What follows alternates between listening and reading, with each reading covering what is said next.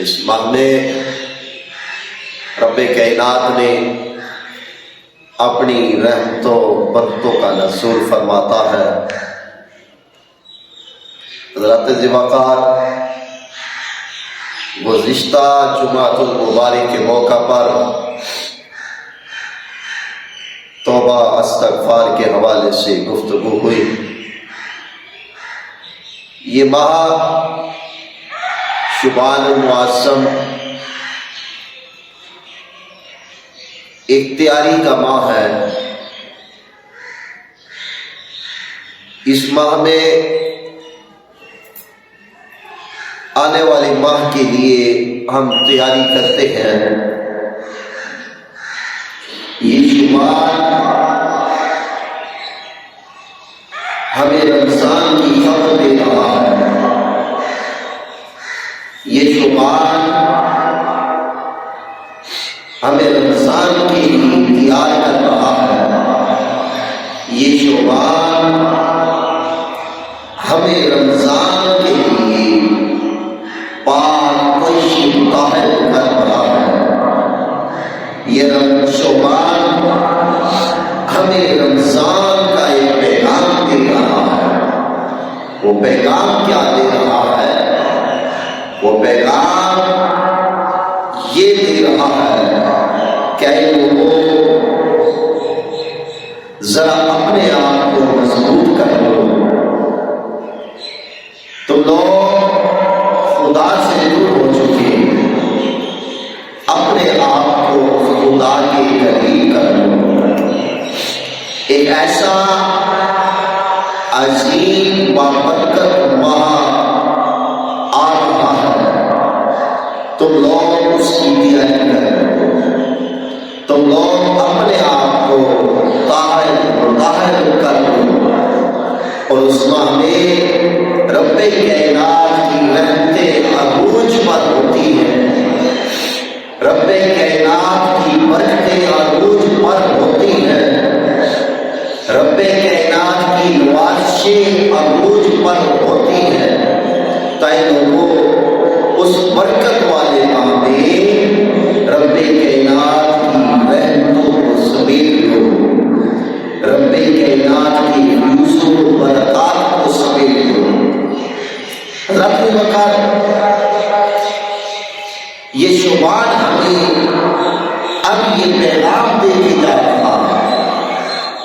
کہ لوگوں اس ماہ میں تمہارے فیصلے بھی ہو چکے ہیں، اس ماہ میں تم لوگوں نے توبہ استغفار بھی کر لیا، تم لوگ اب گناہوں سے پاک ہو چکے ہیں، تم لوگوں نے اپنی بخشش رب کائنات کے حضور کروا لی، تم لوگ اب عبادت و بندگی میں اس رب کائنات کے حضور جھکے ہوئے ہو۔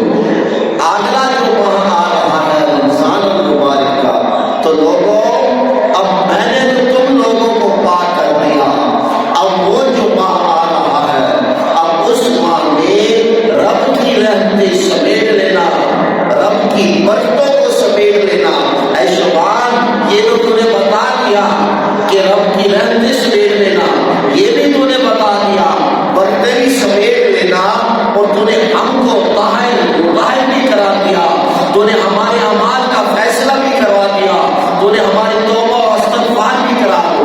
مگر اے رمضان، اے شعبان، اب یہ بتا کہ یہ رمضان کی برکتیں، یہ رمضان کی رحمتیں، یہ جو رب کائنات کا انوار و تجلیات کا نزول ہوتا ہے، اے شعبان ذرا یہ بتا کہ ان کو سمیٹنا کیسے ہے؟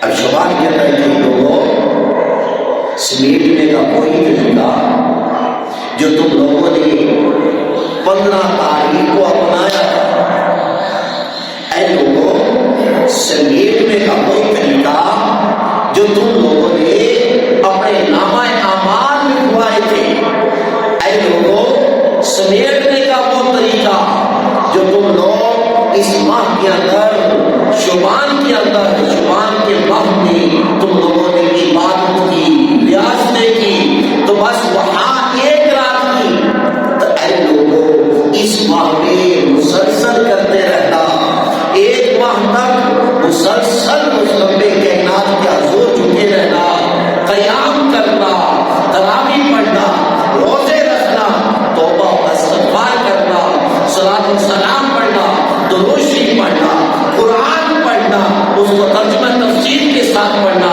فقہی مسائل سمجھنا۔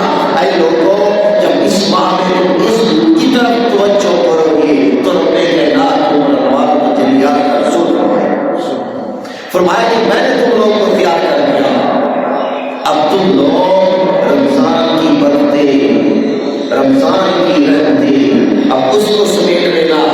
میں جا رہا ہوں، شعبان نے ایک پیغام دیا، شعبان کے معصوم ماہ نے پیغام دیا کہ میں جا رہا ہوں، اب رمضان آ رہا ہے، میرا اختتام ہوا، رمضان کی آمد ہو رہی ہے۔ اے لوگوں، رمضان کا استقبال کرنا، اور اس کا استقبال کیسے کرنا، یہ بات یاد رکھنا کہ جیسے میرا استقبال کیا ایسے نہ کرنا۔ میں نے تم لوگوں کو طریقہ بتا دیا کہ رمضان آ رہا ہے، اس کا استقبال کیسے کرنا ہے، اس کا استقبال قیام کی حالت میں کرنا، اس کا استقبال رکوع کی حالت میں کرنا، اس کا استقبال سجدے کی حالت میں کرنا، اس کا استقبال قرآن پڑھ کر کرنا، اس کا استقبال روزے رکھ کر کرنا، اس کا استقبال رکوع و سلام سے کرنا۔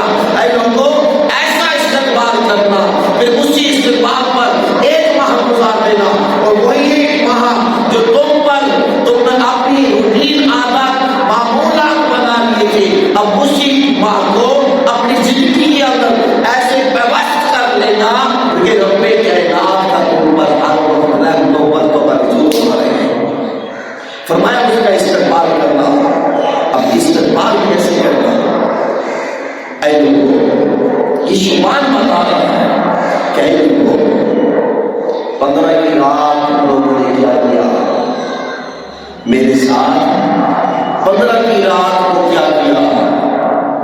جیسے 15 کی رات کو تم لوگ عبادت و بندگی میں مصروف ہوئے، جیسے 15 کی رات کو تم لوگ اپنے گناہوں پر توبہ و استغفار کرتے رہے، 15 کی رات کو تم لوگوں نے بیہودہ گفتگو نہیں کی، 15 کی رات کو تم نے فحش گفتگو نہیں کی، 15 کی رات کو تم لوگوں نے جھوٹ نہیں بولا، 15 کی رات کو تم لوگوں نے غیبت نہیں کی، 15 کی رات کو چغلی نہیں کی، 15 کی رات کو تم لوگوں نے سود نہیں کیا، 15 کی رات کوئی ایسا حرام عمل نہیں کیا۔ اے لوگوں،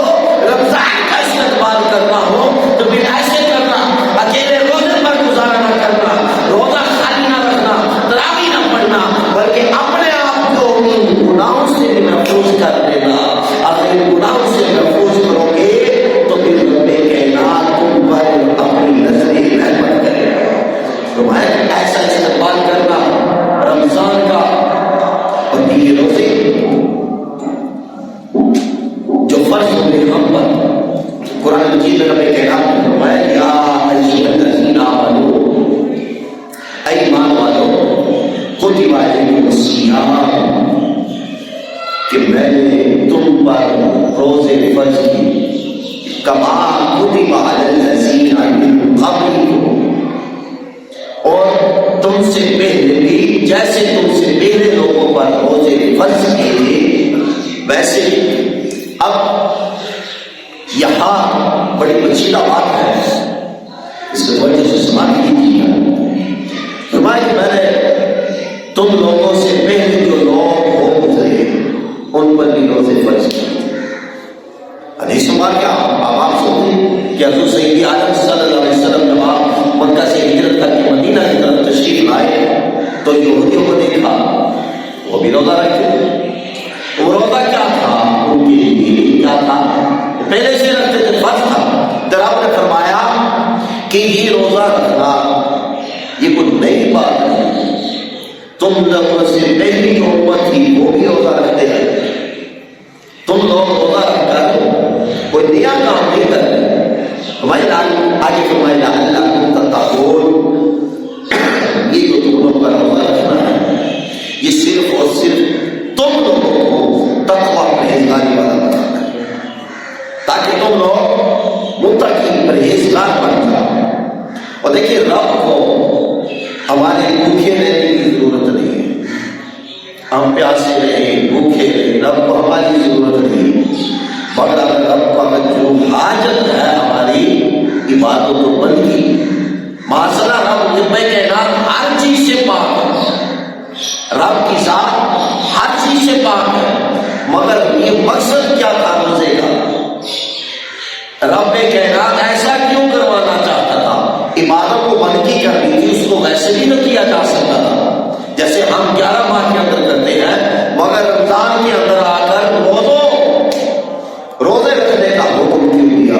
اس کی وجہ یہ تھی کہ رب کائنات بھوک اور پیاس کی وجہ سے نفس کو اپنے ہاتھ شکن دینے دیا، کہ جب انسان بھوک اور پیاس جب اس کو تڑپائے گی اور نفس کہے گا کھا، ادھر سے میرا حکم ہوگا کہ اے میرے بندے تو نے نہیں کھانا، نفس کہے گا پی پانی، تو ادھر سے میرا حکم ہوگا کہ اے میرے بندے تو نے پانی نہیں پینا۔ اب بندہ نفس اور رب کے درمیان میں، ادھر سے نفس کہہ رہا ہے کھا پی، ادھر سے رب کہہ رہا ہے تو نے کھانا بھی نہیں پینا بھی نہیں۔ اب یہی چیز اب نفس جو ہے وہ مغلوب ہوتا جائے گا، نفس جو ہے وہ کمزور ہوتا جائے گا۔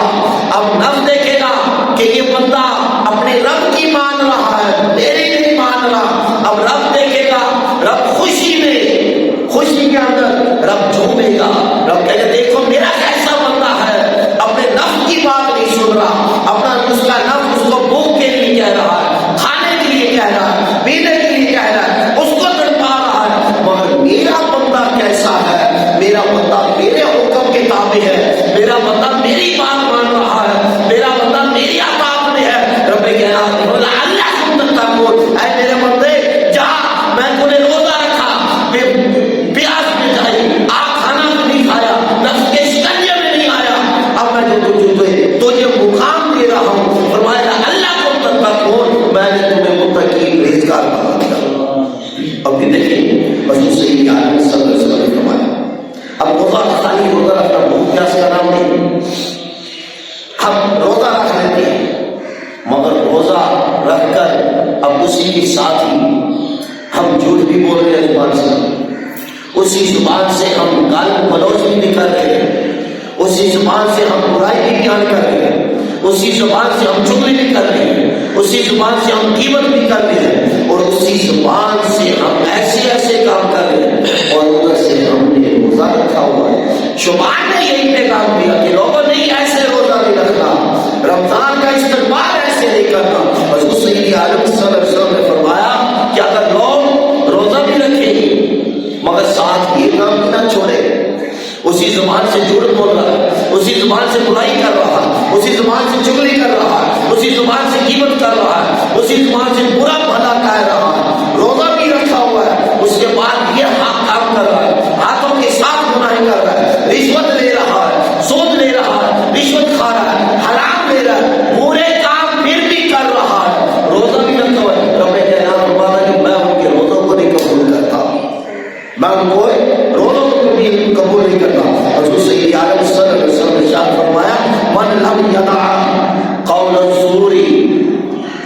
عمل به فليس لله حاجة في أن يدع طعامه وشرابه۔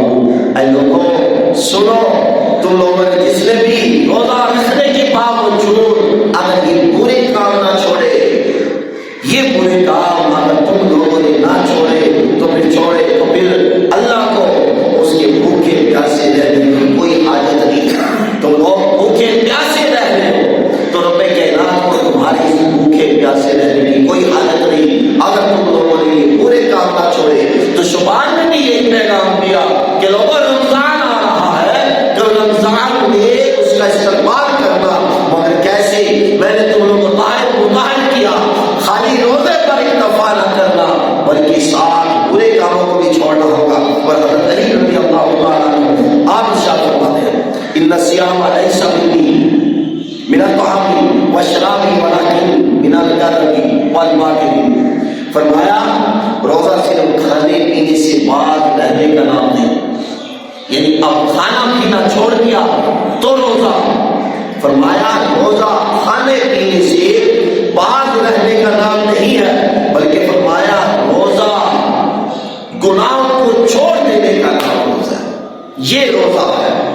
ہم نے ایک رسم اپنا لی روزے کی، یہ صرف کیا، جیسے ہم نماز فرض جو ہے وہ فرض کو قرض کے طور پر استعمال کرتے ہیں کہ نماز ایسے پڑھتے ہیں جیسے قرض ادا کرنا ہو، روزہ بھی ایسی کہ ہم اگر روزہ رکھتے ہیں تو وہ روزہ فرض تو ہے مگر اسی فرض روزے کو ہم نے قرض کر لیا۔ ٹھیک ہے صبح سحری کی، شام کو افطاری کی، مگر سارا دن روزے سے رہا، وہ سارا دن کرتا کیا رہا؟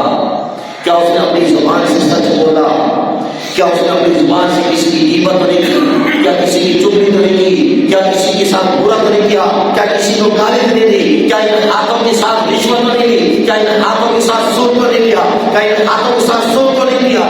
کیا آیا ان چیزوں سے بھی دور رہے؟ پھر ہوتا ہے اور لعلکم تتقون کا زمرہ جو ہے اتنا آسان عمل نہیں ہے۔ اس لعلکم تتقون بھی آنا اتنا آسان عمل نہیں ہے۔ حضرت جابر بن عبداللہ رضی اللہ تعالیٰ عنہ سے روایت ہے، آپ فرماتے جب تم میں سے کوئی روزہ رکھے تو خالی صرف روزہ رکھنا پیٹ کا کام نہیں۔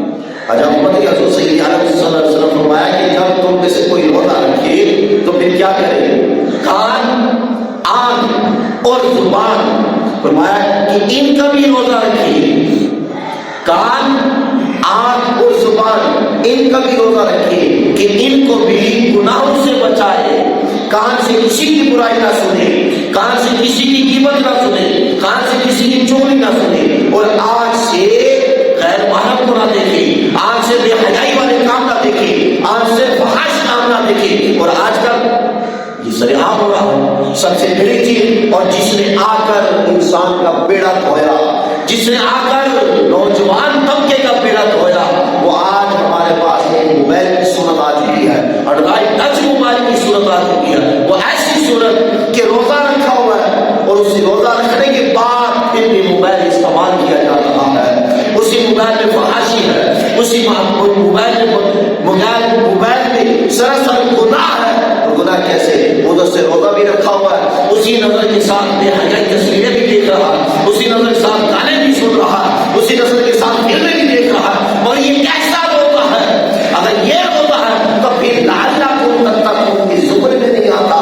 اگر ان سے بچنا، اس لیے فرمایا کہ حضرت جابر بن عبداللہ فرماتے کہ حضور نے فرمایا زبان کان کا روزہ اور ساتھ آنکھ کا بھی روزہ ہو، اور آنکھ کا ایسا روزہ ہو کہ جا رہا ہو مگر نظر اس کی نیچی ہو، کسی طرف اٹھے نہ۔ اگر نظر پڑھنی ہو تو قرآن پر پڑھے، اگر نظر پڑھنی ہو حدیث پر پڑھے۔ اور آگے فرمایا کہ زبان کا بھی روزہ ہو، زبان کا روزہ ایسے کہ زبان سے جھوٹ نہ بولے، زبان سے غالب کو نوچ نہ کرے، زبان سے غیبت نہ کرے، زبان سے چغلی نہ کرے، اور فرمایا کہ دیگر تمام گناہوں سے روکے رکھے اپنے آپ کو، تمام گناہوں سے۔ اور آگے فرمایا کہ پھر اپنے خادمین ملازمین جو ہے ان کو اذیت نہ دے، اذیت سے باز رکھے۔ فرمایا روزے میں وقار اور اطمینان سے رہو کہ رمضان اور غیر رمضان میں، فرمایا رمضان اور غیر رمضان رمضان میں ایک جیسے نہ بنو.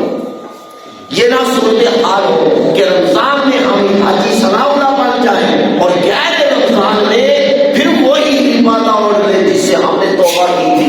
فرمایا رمضان اور غیر رمضان میں ایک جیسے رہو. اور پھر آگے فرمایا اس سب کے بعد ایسا مت رہو، یعنی ایسا نہ ہو کہ انسان روزہ رکھ کر دوسروں کو اذیت دیتا پھرے، روزہ رکھ کر دوسروں کو تکلیف دیتا پھرے، روزہ رکھ کر دوسروں کو برا بھلا کہتا پھرے، روزہ رکھ کر گناہ کرتا پھرے اور بالکل تصدیق نہیں کہ میں روزے دار ہوں، میں نے روزے رکھے.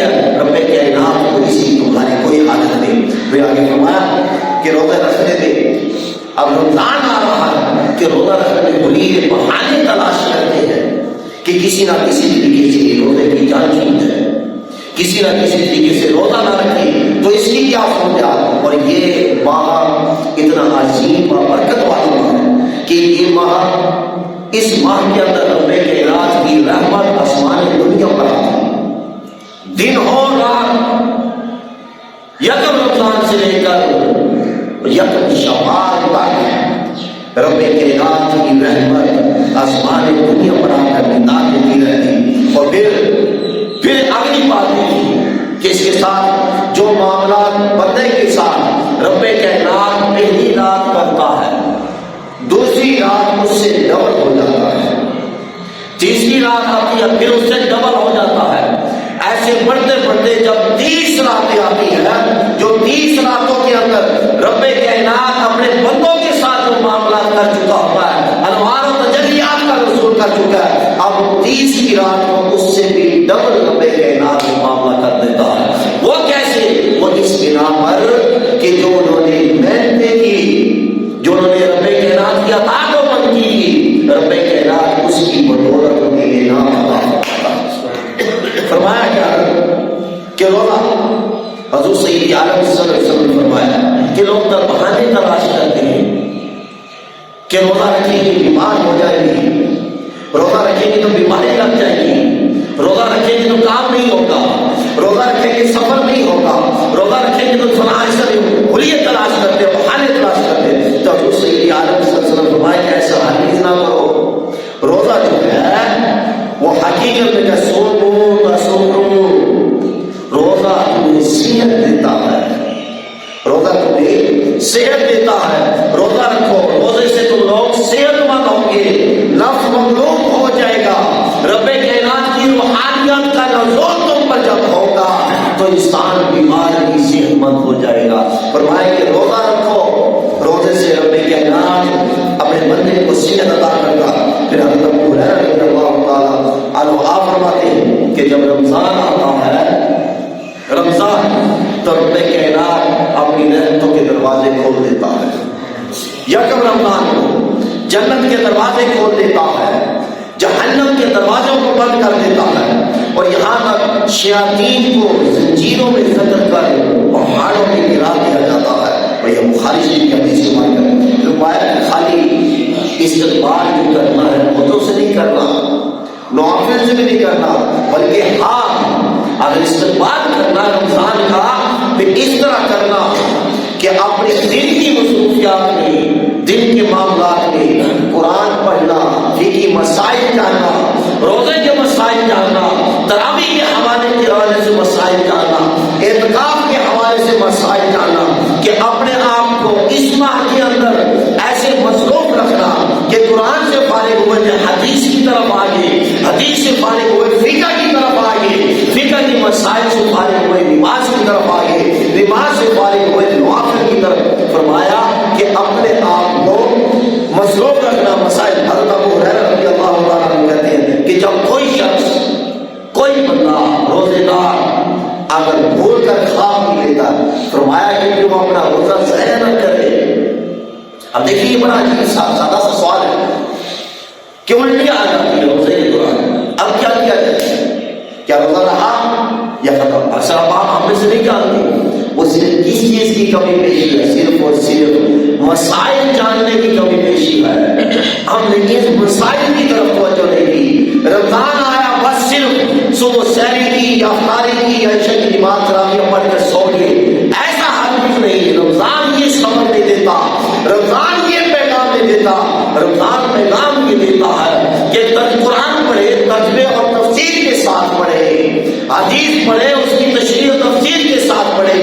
ان کی مسائل جانے، اور آج ہم لوگ ان مسائلوں سے دور ہیں، آج ہم لوگ اس مسائلوں کے شکار بن رہے ہیں۔ مگر ایک بات آتی ہے، وہ بات یہ آتی ہے کہ اگر ہم پوچھیں تو کس منہ کے ساتھ پوچھیں، کہ ہمیں شرم آتی ہے، ہمیں شرم آتی ہے۔ حضرت عائشہ صدیقہ رضی اللہ تعالیٰ عنہ کے پاس صحابہ کرام تشریف لاتے ہیں اور آپ سے مسائل پوچھتے، آپ انہیں بتا دی تھی، آپ انہیں بتا دی تھی، اور حضور سید عالم صلی اللہ علیہ وسلم کے پاس بڑے بڑے جید صحابہ کرام جن کی سفید ریش داڑھی ہوتی تھی، وہ بھی آ کر پوچھتے تھے، تو آپ بتا دیتے۔ اور اس سے بڑھ کر دیکھیے حضرت عبداللہ بن عباس رضی اللہ تعالیٰ عمر میں چھوٹے ہیں، عمر میں چھوٹے ہیں، مگر اب ان کا کیا عالم تھا۔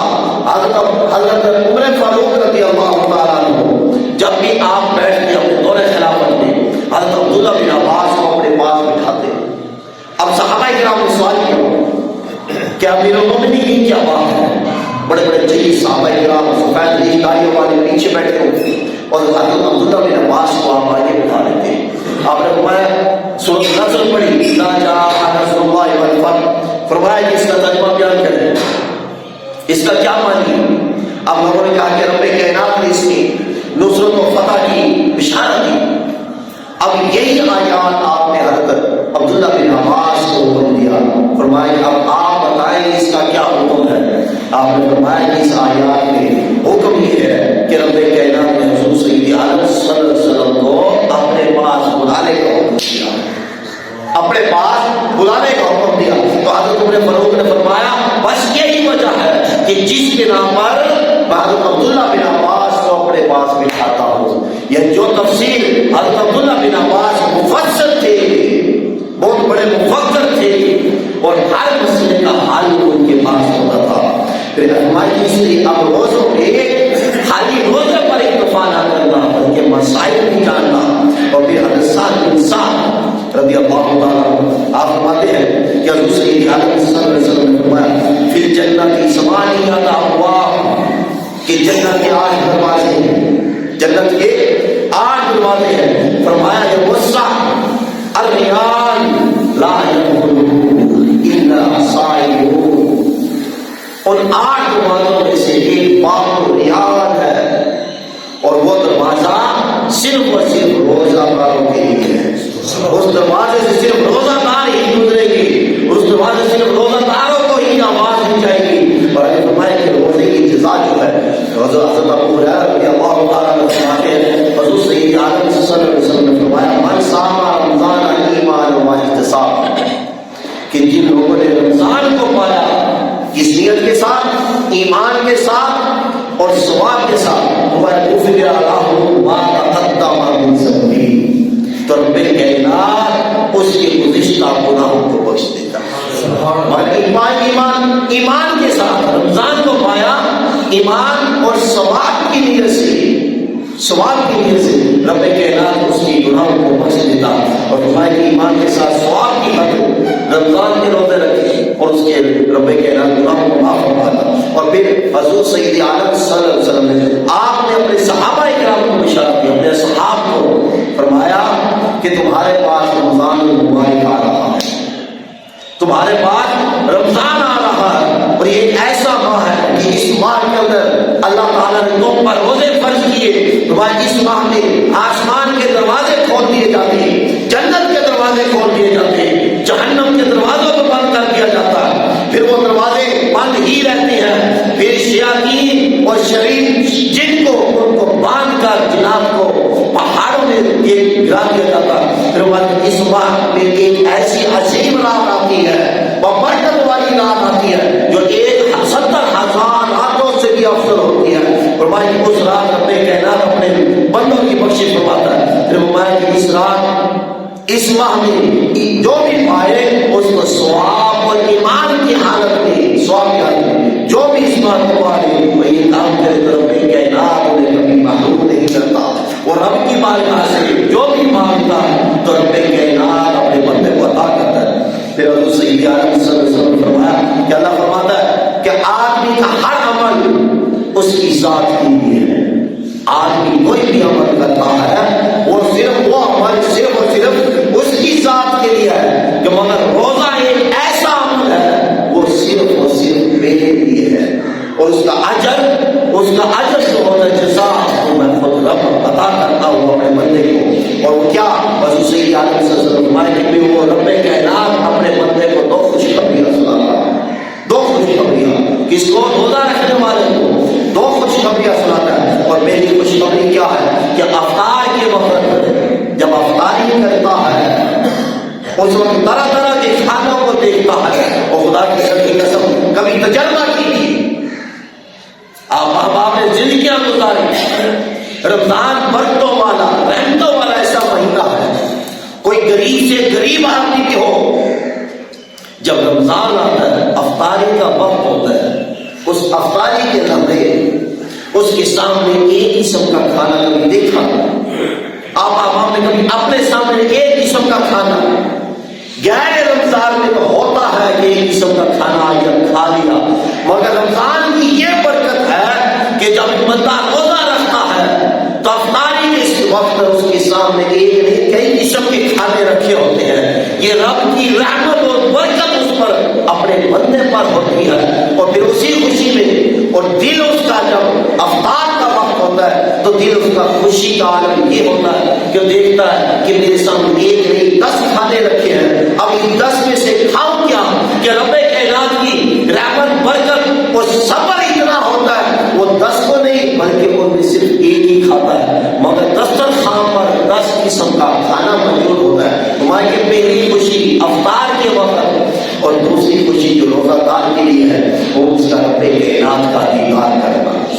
رب کائنات روزہ داروں کو اپنا دیدار الہی کرواتا ہے۔ قیامت کے دن جب جنت میں چلے جائیں گے، جہنم میں چلے جائیں گے، تو رب کائنات فرشتوں کو حکم دے گا، فرشتوں اب میرے روزہ دار بندوں کو لے آؤ۔ ایک وعدہ دنیا میں خوشخبری بشارت میں نے ان کو عطا کر دی، اب ایک بشارت خوشخبری ان کے لیے رہتی ہے، مولا وہ کون سی؟ کہ میں اپنے بندوں کا اپنا دیدار کروانا چاہتا ہوں۔ فرمایا کہ آدمی ہر عمل اس کی ذات کے ساتھ ہوتا ہے، مگر روزے کا عمل جو ہے وہ صرف اور صرف رب کے ساتھ ہوتا ہے۔ اور انہوں نے فرمایا کہ جب رمضان کی پہلی رات آتی ہے، رمضان کی پہلی رات آتی ہے تو رب کائنات شیطانوں کو، سرکش جنات کو ان کے پاؤں میں بیڑیاں پہنا کر ان کو جکڑ کر ایک طرف بند کر دیا جاتا ہے، ایک طرف بند کر دیا جاتا ہے، بلکہ ایک ماہ وہاں رہتے ہیں، پھر جنت کے دروازے کھول دیے جاتے ہیں، پھر جنت کے دروازے جو کھول دیے جاتے ہیں ان کو بند نہیں کیا جاتا، پھر جہنم کے دروازے بند کر دیے جاتے ہیں، وہ جو دروازے جو بند کر دیے جاتے ہیں پھر ان کو کھولا نہیں جاتا، یہاں تک کہ رب کائنات پھر اپنے بندوں کو ندا دیتا ہے، کیا میرے بندے اے گناہوں کے متلاشی، اے راہ سے بڑھنے والے، اب رمضان آ گیا، اب ہر رات میں تیرے ساتھ یہی معاملہ کروں گا، کیا میرے بندے اب بھی تیری طرف بڑھ گا۔ حضرت سلمان فارسی رضی اللہ تعالیٰ عنہ آپ کو پتہ ہے کہ حضور ماہ ایمان کے آخر میں ہمیں خطبہ دی، حضور صلی اللہ علیہ وسلم فرمایا خطبہ کیا تھا؟ فرمایا لوگوں تمہارے پاس عظمت والا برکت والا وہ ماہ آ رہا ہے، اس کی تعظیم کرنا، اس کا استقبال کرنا اس انداز کے ساتھ کہ اپنے گناہوں سے چھوڑ کر نیکی کی طرف آ جانا۔ فرمایا کہ حضور صلی اللہ علیہ وسلم آپ نے خطبہ کی ارشاد فرمایا لوگوں تمہارے پاس عظمتوں والا برکتوں والا رمضان آ رہا ہے، فرمایا کہ اس میں ایک ایسی عظیم رات ہے جو 1000 راتوں سے افضل ہے۔ پھر حضور صلی اللہ علیہ وسلم نے فرمایا کہ اس ماہ میں تم لوگ نیک کام کرنا، نیکی کرنا، اور فرمایا کہ جو نیکی کرے گا ایک نیکی کا درجہ رب کائنات فرض کے برابر کر دے گا، وہ بھی کس میں؟ اس ماہ میں، رمضان میں، اور رمضان میں ایک فرض کا درجہ 70 فرائض کے برابر کر دے گا، اور پھر اپنے گناہوں سے توبہ کر دینا، رب کائنات تمہارے گناہوں کی مغفرت فرمائے گا اور تمہیں جہنم سے آزادی بخشے گا۔ پھر رب کائنات اس ماہ میں 3 عشرے عطا کرتا ہے۔ پہلا عشرہ جو ہوتا ہے وہ رحمت کا ہوتا ہے کہ اپنے بندے پر رب کائنات رحمت برساتا ہے، وہ رمضان کے پہلے فرمایا دوسرا جو ہے وہ درمیان والا مغفرت ان کا ہے، اس میں رب کائنات اپنے بندوں کی بخشش فرماتا ہے، اپنے بندوں کے گناہوں کو معاف فرماتا ہے۔ یہ دوسرے اشرے کی بات کی، اور تیسرے اشرے کی فرمایا یہ جو اشرا ہے جہنم سے آزادی کا ہے۔ بندہ 20 دن اپنے گناہوں کی توبہ کرتا رہا، گناہوں سے پاک رہا، ہمیشہ نیک کام کرتا رہا۔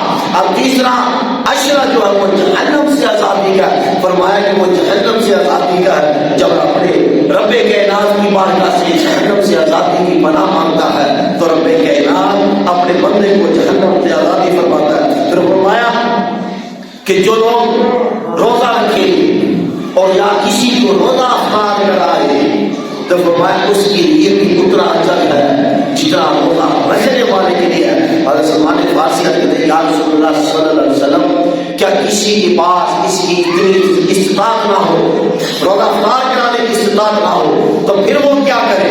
تو حضرت سید عالم صلی اللہ علیہ وسلم نے فرمایا اگر 2 کھجور کے ساتھ بھی روزہ افطار کرا دیا یا 2 گھونٹ پانی سے بھی کرا دیا یا دودھ سے کرا دیا اس کو اتنا ہی ثواب ملے گا جتنا روزہ رکھنے والے کو ثواب ملے گا۔ اور پھر قیامت کے دن رب کائنات اس بندے کو جس نے روزہ افطار کرایا اس بندے کو میرے حوض سے پانی عطا کرے گا جو اسے کبھی دوبارہ پیاس کی حاجت نہ رہے گی۔ تو لوگوں یہ رمضان ہے، یہ رمضان آ رہا ہے، یہ وہ نیکی برکتوں والا ماہ آ رہا ہے۔ شعبان نے اپنا پیغام سنا دیا، شعبان نے ہمیں تیار کر دیا، مگر اس لیے نہیں گناہوں سے توبہ کر کے پھر نیکیوں کی طرف پلٹ کر آنے سے، خالی بھوک پیاس رہنے سے روزہ نہیں، روزہ ہے تو زبان کو بھی روزہ رکھنا ہوگا، کانوں کا بھی روزہ رکھنا ہوگا، آنکھ کا بھی روزہ رکھنا ہوگا، ہاتھوں کا بھی روزہ رکھنا ہوگا، پاؤں کا بھی روزہ رکھنا ہوگا۔ ان سب چیزوں کا جب روزہ رکھ لیتا تو اب رب فرماتا ہے میرے بندے میں نے تجھے متقی پرہیزگار۔ یہ روزہ ہے، روزہ خالی یہ نہیں کہ بھوک اور پیاس سے رہنے سے۔ اب روزے کے حوالے سے ایک مجوسی کا ذکر ہے اعلان کے حوالے سے کہ اس کا بیٹا رمضان کا مہینہ تھا کہ مسلمانوں کے بازار میں سر عام کو چیز کھانے لگ گیا اور مجوسی نے دیکھا تو اس نے اپنے بیٹے کو ایک تھپڑ نصیب دیا۔ اس نے کہا یہ تو نے کیا کیا؟ مگر تجھے شرم نہیں آتی کہ مسلمانوں نے روزے رکھے ہوئے ہیں اور تو ان کے سامنے کھا پی رہا ہے؟ اور اس کا بیٹا کہنے لگا ابا آپ بھی تو کھاتے پیتے ہیں، کیا آپ نہیں کھاتے؟ انہوں نے کہا میں کھاتا ہوں مگر گھر میں، باہر نہیں، مسلمانوں کے سامنے نہیں کھاتا، گھر کے اندر کھاتا ہوں، چھپ کر کھاتا ہوں۔ اب ہوا یہ کہ اس مجوسی کا وصال ہو گیا۔ اب وصال کے بعد کسی نیک شخص کو آ کر ملا خواب میں۔ اب اس نے دیکھا کہ وہ جنت کے اندر رہ رہا ہے، جنت کی سیر و تفریح کر رہا ہے۔ اب اس نے پوچھا تو تو مجوسی تھا مگر جنت میں کیسے پہنچ گیا، کیا سبب بنا؟ انہوں نے کہا اور تو کوئی سبب نہیں بنا، بس سبب ایک ہی تھا کہ مسلمانوں نے روزے رکھے ہوئے تھے، رمضان کا مہینہ تھا، میرے بیٹے نے سر عام بازار میں مسلمانوں کے سامنے کچھ کھایا، بس اس وجہ سے میں نے اس کو ڈانٹا اور ایک تھپڑ لگا دیا۔ بس ہوا یہ کہ اس کی بدولت رب کائنات نے یہ عظیم بابرکت ہوئی رب کی، جب وقت وفات آیا تو میں دارا اسلام میں داخل ہو گیا، میں نے اسلام قبول کر لیا اور اسلام قبول کر کے میرا وصال ہو گیا، اس کی بدولت میں یہ ہوگا ہمارے یا کتب علیکم الصیام، کیا ایمان والوں میں نے تم پر روزے فرض کیے، اور کیسے فرض کیے؟ وہ اس طرح فرض کیے جیسے حضور سید عالم صلی اللہ علیہ وسلم نے بتایا ہے۔ جیسے حضور سید عالم صلی اللہ علیہ وسلم کا روزہ خالی بھوک اور پیاس نہیں، روزہ رکھنا ہو تو پھر زبان، کان، آنکھ، ہاتھ، پاؤں سب اعضاء کا روزہ ہونا چاہیے، پھر کوئی ایسا گناہ والا کام ہرگز نہیں کرنا چاہیے۔ یہ نہیں کہ ادھر سے روزہ رکھا ہو ادھر سے گالی دے رہے ہو، ادھر سے روزہ رکھا ہو ادھر سے برائی کر رہے ہو، ادھر سے روزہ رکھا ہو ادھر سے چغلی کر رہے ہو، غیبت کر رہے ہو، ہاتھوں کے ساتھ سود اور حرام کمائی لے رہے ہو، ادھر سے روزہ رکھا ہو بچل کر گناہوں کی طرف جا رہے ہو، ادھر سے روزہ رکھا ہو اور آج کل موبائل میں لگے ہو، فحاشی بے حیائی والی ویڈیو فلمیں دیکھ رہے ہو، یہ پھر کیسا روزہ؟ روزہ یہ نہیں، روزہ رکھا ہو ان چیزوں سے محفوظ ہونا ہوگا، اپنے گناہوں کو محفوظ کرنا ہوگا، گناہ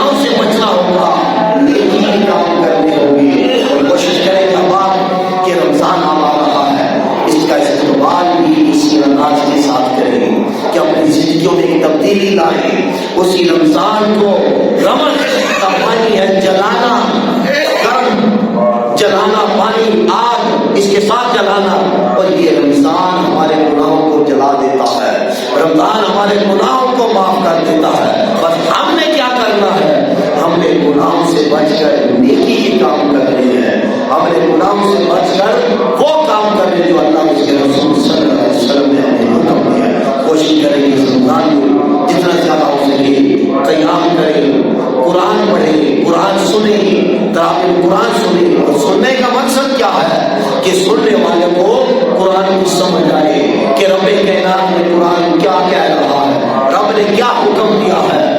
تراویح پڑھیں، نوافل پڑھیں، ذکر و ذکر کریں، فقہی مسائل جانیں، احادیث مبارکہ پڑھیں، کسی چیز